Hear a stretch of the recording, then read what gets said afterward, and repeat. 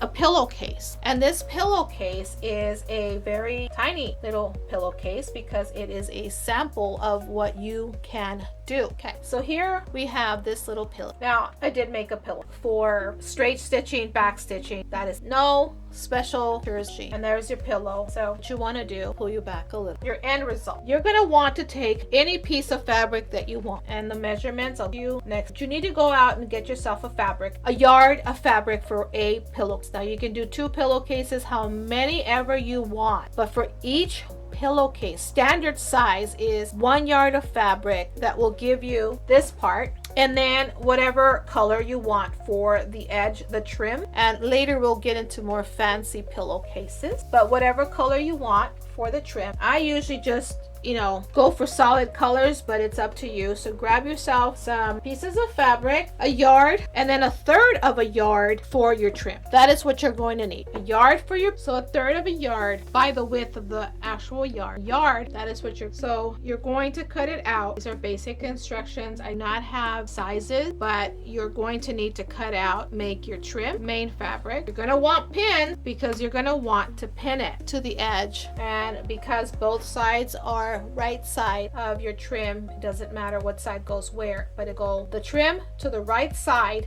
of the fabric. Okay, of sewing your trim, you can sew it. Then you're going to take your fabric and you are going to sew 2, because it is on a fold. If your fabric's on a fold, 2 sides of your pillowcase. If it is not on a fold, it will be a simple 3 straight stitching, that way, and that way. Sew it up, turn it inside out, have pillow. Encourage you to get your fabric 1 yard of your main pillowcase and 1/3 of a yard of the trim that you would like. I encourage you to go and get that this weekend. And don't forget to like this video. Until next time, get your sewing stuff together, get your sections together, and get your fabric.